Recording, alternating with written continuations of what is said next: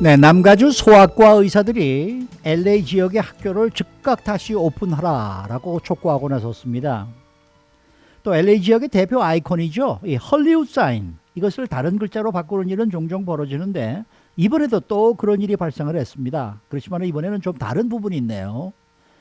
또 우버가 배송 부분을 확대한다는 소식입니다. 앞으로는 술도 배달하겠다라는 그러한 이야기인데요. 자, 박현경 기자. 네, 안녕하십니까. 코로나19로 폐쇄된 학교들을 다시 열어야 한다, 안 된다, 계속 닫아야 한다, 뭐 말들이 많은 것 같은데 말이죠. 네. 이번엔 새로운 그룹이 열어라 이런 입장을 밝혔네요. 네, 바로 소아과 의사들입니다. 네. American Academy of Pediatrics, 그래서 미 소아과 학회에 속한 남가주 지역 소아과 전문의들은 성명을 발표했습니다. LA 카운티의 학교 캠퍼스들이 즉각 다시 오픈돼야 한다고 말한 겁니다. 네. 이들은 LA 비롯해서 리버사이드, 샌버나디노, 벤추라, 산타바바라, 샌루이스 오비스포, 그리고 컨 카운티의 소아과 의사 등 1,500명인데요. 이들은 성명에서 LA 카운티의 150만 명 학생들 거의 다 대부분이 교실에 직접 가서 수업을 못 받은 지 거의 1년 가까이 됐다고 말하면서요. 팬데믹에 따른 이런 슬픈 현실은 학교가 리오픈되면서 즉각 해결돼야 한다고 강조했습니다. 그런데 며칠 전에 LA 톱 교육부 교육감은 당장 리오픈은 없을 것이다 이렇게 얘기를 하지 않았습니까? 맞습니다. 이 뷰튼 오스틴 교육감이 지난 1일 월요일에 가까운 미래에는 계속해서 학교를 폐쇄할 것이라고 했죠. 네. 적어도 커뮤니티 감염률이 크게 내려가기 전까진, 그리고 학교 문은 계속 닫겠다고 했고, 이와 함께 뷰트너 교육감은 교사들의 백신 접종을 요청했습니다. 네. 교사 노조의 입장을 같이 한 건데요. 근데 이런 가운데 남가주 소아과 학회는 학교들을 당장 리오픈해야 한다는 입장을 나타냈습니다. 이 소아과 학회가 이렇게 당장 리오픈을 지금 촉구하는 성명서를 낸 이유는 뭘까요? 아무래도 학교에 다녀야 할 아이들이 학교에 못 나가고 집에만 있다 보면 그로 인한 이렇게 여러 우려되는 부분들이 많기 때문입니다. 심리적으로도 또 정신적으로도 영향이 클 수밖에 없다고 지적했습니다. 그렇죠. 네. 예를 들어 사회적인 분리, 또 불안한 그런 마음, 구조적인 부족 문제, 일반적으로 우리가 걱정하는 부분을 의사들도 언급한 겁니다. 그 등교를 중단하면서 학생들의 마음의 병이 커질 수 있다는 건데요. 특히 10대 청소년들 사이에서 자살률에 대한 조사가 이루어지고 있는 실정이라고 의사들은 덧붙였습니다. 근데 누구나 다 이 학생들이 원격 수업보다는 직접 학교에 가서 등교하는 게 낫다는 건 알고는 있습니다만은 이 코로나 때문에 위험하니까 지금 이 학교를 못 열고 있는 거 아니겠습니까? 네, 의사들도 그 부분을 언급했는데요. 네. 근데 학생들이 등교하는 것보다 오히려 등교 못하고 집에 있는 게 더 위험하다고 평가했습니다. 학교들이 리오픈해서 등교하는 건 방역 수칙 철저하게 하고 조심할 수 있다는 지적입니다. 네. 소아 전염병 전문가인 하버 UCLA 메디컬 센터의 케네스 쟁윌 박사는 우리는 교사들과 또 뭐 직원들, 아이들이 학교 캠퍼스에서 어떻게 하면 안전하게 지낼 수 있는지 알고 있다고 밝혔습니다. 뿐만 아니라 전국 다른 지역의 뭐 수백 개 학교들, 교육부들이 실제로 그렇게 하고 있다고 전했고요. 그러면서 우리도 학교를 안전하게 리오픈해서 학생들이 학교에 나가서 공부할 수 있게 해야 한다는 입장을 거듭 표명했습니다. 제가 얘기드릴게요. 시카고 쪽에서 한번 학교를 리오픈하려다가 무산된 적이 있다는 것을 얘기를 들었었는데. 네, 맞습니다. 시카고 교육구가 전국에선 3번째로 큰 교육구인데요. 근데 지난 1일 교육 수업을 원하는 유치원 과정부터 8학년까지 학생 7만 7천 명이 등교할 예정이었습니다. 네. 근데 다름 아닌 교사들 반발로 이 학교 리오픈이 무산되고 말았습니다. 코로나19로 학교 문을 닫은 지 10개월여 만에 본격적으로 교문을 다시 열려 했던 건데요. 근데 교사들이 아예 출근을 거부했습니다. 그렇게 계획이 틀어졌습니다. 등교를 기대하는 학생과 학부모들은 큰 혼란을 겪었겠네요. 네, 학생들이 아침에 일어나서 등교하고 또 학부모들은 아이들 그런 데려다주고. 등교에 준비시키고 데려다주고 이런 게 거의 1년 만에 해야 한다면 특히 준비를 더 많이 해야 하지 않습니까? 그렇겠죠. 그리고 또 방역 수칙이 어떻게 달라졌는지 그것도 확인하고 거기에 맞춰서 준비도 해야 되고요.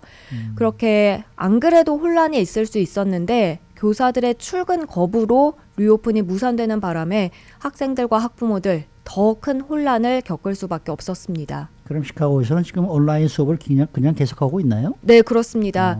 시카고 교육부는 노사 합의가 타결될 때까지 온라인 원격 수업을 이어가기로 했습니다. 근데 사실 이것도 방침이 바뀐 게요. 원래는 출근을 거부하는 교사들한텐 온라인 원격 수업 시스템 접근 권한도 주지 않겠다고 했습니다. 아하. 그런데 이 시카고 시장과 교육감이 긴급 성명을 내고 입장을 선회했습니다. 그럴 수밖에 없는 게 온라인 원격 수업을 막게 돼버리면 교사 노조 측은 파업도 벌일 수 있잖아요. 네, 그래서 네. 그런 입장을 실제로 강경하게 나타냈고요. 그래서 시카고 트리뷴은 이런 노조를 달래기 위해서라도 어쩔 수 없는 결정이었다고 풀이했습니다. 아무튼 교육부와 노조, 이 코로나19 팬데믹이 아직 끝나지 않은 가운데 어떻게 해야 안심하고 학교를 다시 열 수 있는지에 대해 논쟁을 벌이고 있는데요.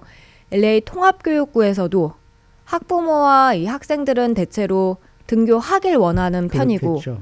그리고 교사, 교직원들은 그걸 좀 반대하고 있고 이런데 실제 리오픈이 이루어지기까지 좀 시간이 걸릴 것 같고 또 논의도 많이 이루어질 것으로 보입니다. 네, 그 학교 선생님들을 조금 백신 접종에 우선권을 주는 것도 한 가지 방법이 되지 않을까 생각이 드는데 말이죠. 네, 지금 그렇게 요구를 많이 하고 있기 때문에 좀 우선순위로 앞당겨지지 않을까 싶습니다. 참 정말 어린아이들, 이 학생들 학교를 못 가고 지금 집에서 공부한다는 게 이게 학력을 올려주는 대신에 오히려 저하를 시키는 게 아닐까 하는 걱정이 사실 많거든요. 네, 맞습니다.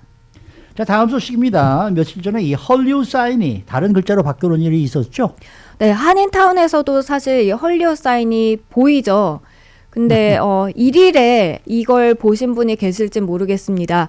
헐리우드이 헐리북, WOOD가 BOOB로 네. 이 가슴을 뜻하는 비속어로 바뀌었는데요. 그렇죠. 이에 LAPD는 그날 목격자 있다면 꼭 제보해달라고 당부를 했습니다. 사실 이런 일이 종종 벌어지는데 보통 체포는 그렇게 잘 이루어지진 않는 편입니다. 네. 근데 이번에는 즉각 검거가 이루어졌습니다. 네. 경찰은 이런 행위를 벌인 6명을 체포했다고 밝혔는데요. 감시 카메라에 포착돼서 꼬리가 잡혔습니다. 근데 범인들이 이렇게 글자를 바꾼 이유가 밝혀졌는데 좀 이유가 좀 특이하다면서요. 네, 이 소셜 미디어 인스타그램 있죠. 네. 그 계정이 정지된 데 따른 분노였습니다. 한 여성이, 이 여성은 27살 모델 줄리아 로즈라는 여성인데 네. 600만 명 팔로워를 거느렸다 해요. 와우.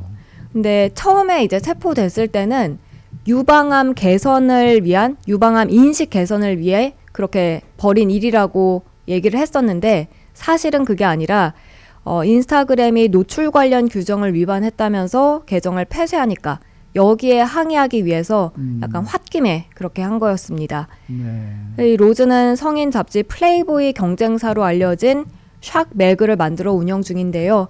2019년에는 MLB 경기 관람하면서 갑자기 상의를 들어올려 가슴 노출했다가 비난을 받기도 했습니다.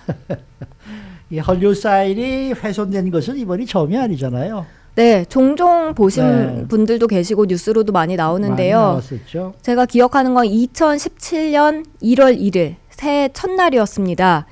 그때 헐리우드가 헐리위드로 바뀌었죠. 맞아요, WEED. 대화초. 그렇죠. 그때 당시에 그 기호용 마리화나 판매 합법화는 투표 앞두고서 벌어진 일이다.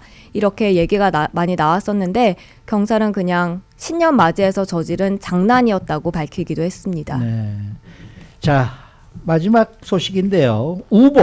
우버가 이제는 술 배달에 나선다라는 소식이네요. 네, 우버는 처음에는 차량 공유 서비스만 제공하다가 그 후 음식 배달에 주력하고 있죠. 이제는 근데 주류 배송 부문으로까지 사업을 확장합니다. 코로나19 확산으로 차량 공유 사업에 타격을 받자 새롭게 주력 사업으로 떠오른 음식 배달 부문의 포트폴리오를 강화하려는 그런 전략으로 풀이됩니다. 네. 우버는 어제 11억 달러를 들여서 술 배달 스타트업 드리즐리를 인수해서 100% 자회사로 편입한다고 발표했는데요. 인수 금액의 90% 정도는 우버 주식으로, 나머지는 현금으로 지급하고요. 아무튼 이 드리즐리는 2012년에 설립된 회사입니다. 맥주, 와인 이런 다양한 주류를 상점으로부터 고객들한테 배달해주는 그런 스타트업인데요. 주류업계의 아마존 이런 평가를 받고 있습니다. 근데 이 우버가 드리즐리를 인수하는 것은 코로나19 사태 이후에 술을 온라인으로 구입해서 집에서 마시는 수요가 증가했기 때문이다. 네. 맞습니까? 요즘 이렇게 집에서 술 마시는 혼술 하는 사람들이 분들이 많다면서요. 많이 늘어났죠. 네. 네. 아무래도 그 행정 명령으로 인해서 음식점들 또 바 문 닫았다 보니까 집에서 마실 수밖에 없는 그런 환경이 주어졌기 때문인데요. 주류 시장 분석업체 IWSR에 따르면 지난해 미국에서 온라인을 통한 술 매출은 전년보다 무려 80%가 급증했었습니다. 그래서 그런 분위기에 발맞춰서 우버도 술 배달로 수익을 올리려는 전략으로 보입니다. 근데 이 온라인으로 구입하는 이 술 종류가 맥주나 와인보다는 오히려 독주들이 더 많다고 그런 소식도 사실 있었어요. 그러니까 위스키나 무슨 이 바드카라든지 뭐 데킬라라든지 이런 독한 술들을 집에서 이렇게 마시게 된다고 그래서 그쪽으로 지금 판매량이 많이 늘었다는 소식도 들어오더라고요. 네. 혼술하는 사람들이 점점 많아지는 것 같습니다. 맞습니다. 혼술하려면 사실 독주가 낫죠. 수고 많으셨습니다. 네, 고맙습니다. 네, 박현경 기자였습니다.